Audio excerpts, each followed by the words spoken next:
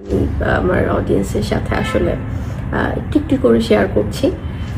আর আলহামদুলিল্লাহ, মহান আল্লাহর অশেষ রহমতে আমাদের পরিবারের একটি কন্যা সন্তানের আগমন হয়েছে। এই সুন্দর আনন্দের মুহূর্তে যারা আমাদের জন্য দোয়া করেছেন এবং শুভকামনা জানিয়েছেন তাদের প্রতি আন্তরিক কৃতজ্ঞতা।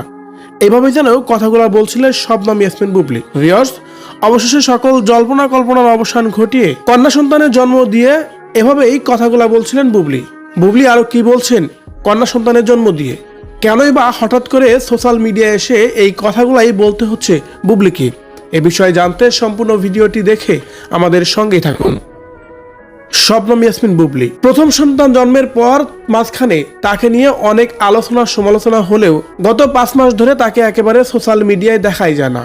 আর তাতে করেই বুঝতে বাকি রয়নি ভক্তবিন্দুদের। বুবলিদের দ্বিতীয় সন্তান জন্ম দেওয়ার জন্য যুক্তরাষ্ট্রে পাড়ি জমিয়েছেন, সেই বিষয়টাই যেন এবার ক্লিয়ার করেছে শবনম ইয়াসমিন বুবলির দ্বিতীয় সন্তান কন্যা সন্তান হয়েছে। প্রথম ছেলে সন্তানের পর দ্বিতীয়বারের মতো কন্যা সন্তানের জন্ম দেওয়ায় অনেক বেশি উচ্ছ্বাসিত বুবলির ভক্ত এবং ফ্যান ফলোয়াররা।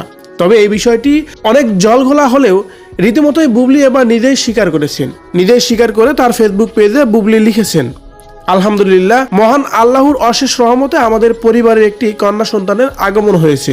এই আনন্দের মুহূর্তে যারা আমাদের জন্য দোয়া করেছেন এবং শুভকামনা জানিয়েছেন তাদের প্রতি আন্তরিক কৃতজ্ঞতা। আমাদের মেয়ের জন্য সবাই দোয়া করবেন। এভাবে যেন বুবলি তার ফেসবুক পেজে দর্শকদের কাছে দোয়া চেয়েছেন।